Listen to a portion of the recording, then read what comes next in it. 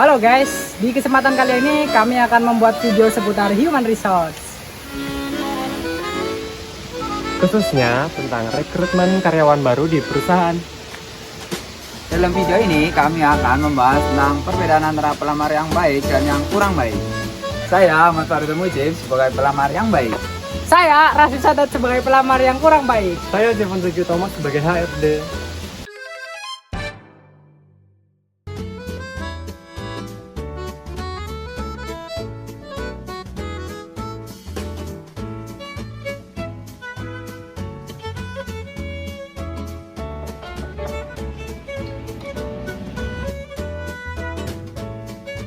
Permisi, Ya, silakan masuk, Mas. Mas ini.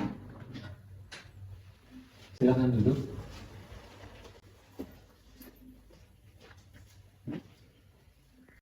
Boleh saya lihat CV-nya, Mas? Oh iya, Saya lihat ya. siap.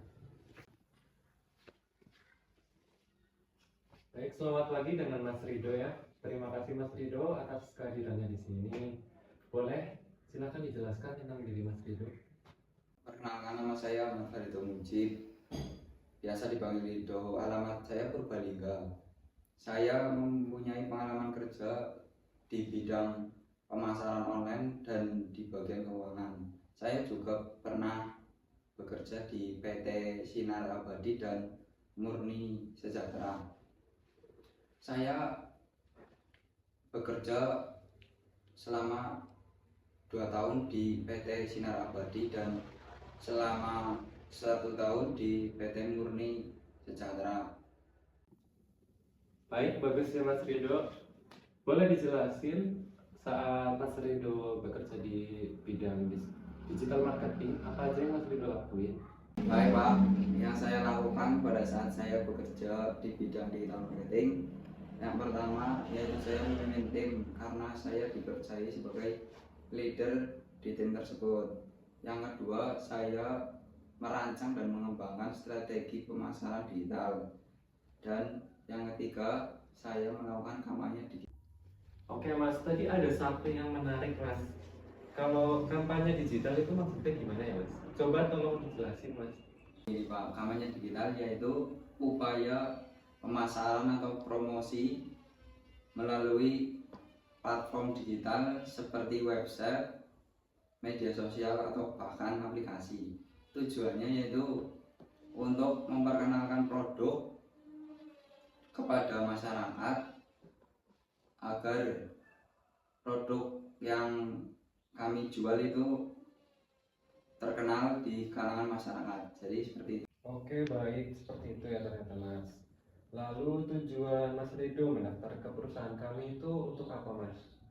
Alasan saya melamar pekerjaan di perusahaan Bapak, yang pertama, saya mempunyai keahlian dan keterampilan di bidang digital marketing sesuai apa yang dibutuhkan di perusahaan Bapak. Lalu yang kedua, saya sebagai laki-laki mempunyai tanggung jawab terhadap keluarga saya. Lalu yang terakhir dan yang paling utama, saya ingin mengembangkan perusahaan ini agar kedepannya lebih baik dan lebih maju lagi. Baik, kalau seandainya Mas Rido diterima di perusahaan kami, yang Mas Rido mau tuh digaji berapa Mas? Ya baik Pak, untuk gaji yang saya inginkan yaitu saya menginginkan gaji sesuai apa yang saya kerjakan terhadap perusahaan Bapak. Seperti itu Pak. Oke baik Mas Rido, selanjutnya apakah ada pertanyaan lainnya mengenai perusahaan kami? Mungkin sudah cukup Pak, seperti itu. Oke, untuk kabar selanjutnya kami akan kabarkan melalui tim kami ya Mas. Baik Pak. Oke Mas Rido, terima kasih banyak atas kehadirannya untuk melakukan wawancara di hari ini. Saya rasa cukup. Sekarang Mas Rido boleh meninggalkan ruangan saya. Baik Pak, terima kasih sekali untuk waktunya Iya, hari ini Pak. sama Mas Rido. Oke.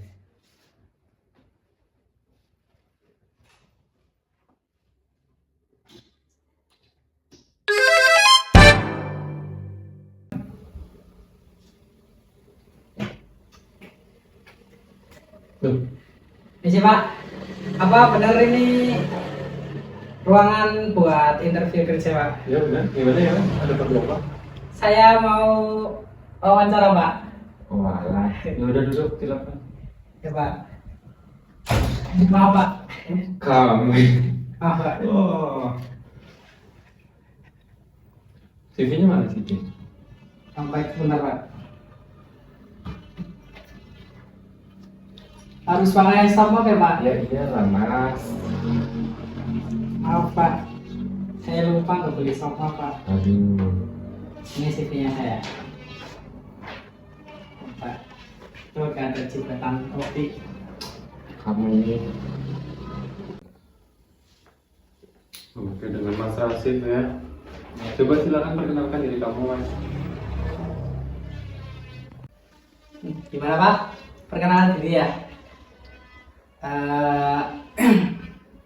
Nama saya Rasif Sadat. Biasa dipanggil Rasif aja sih. Ada pertanyaan lagi Pak? Loh, begitu mas, maksudnya dijelasin latar belakang diri kamu, pengalaman kerja kamu yang jelas mas. Oh iya Pak, maaf baru pertama kali seperti ini. Untuk pengalaman saya, ya cuman bekerja di beberapa perusahaan dan itu nggak berlangsung lama Pak, karena saya orangnya gimana ya, nggak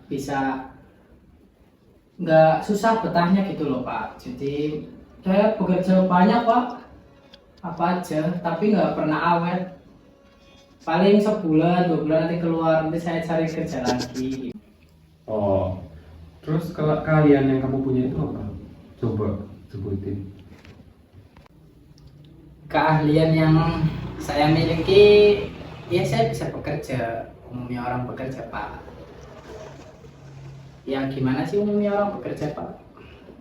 Bapak tahu lah mungkin lah. Paling itu sih. Yang terpenting saya bisa bekerja, saya bisa cari uang di sini. Bapak lebih tahu lah, masa sebagai HRD nggak tahu. Oke. Gimana tadi mas? Coba sebutin secara detail coba. Saya sebenarnya bisa-bisa aja Pak, asalkan dari atasan juga ada perintah yang jelas. Kalau tidak ada perintah dari atasan ya saya nggak mau bekerja Pak. Mungkin itu sih intinya. Enggak, bukan gitu. Maksud saya, keahlian Anda selama bekerja di tempat yang lalu itu apa? Bukan malah perintah-perintah kayak gitu. Gimana mas?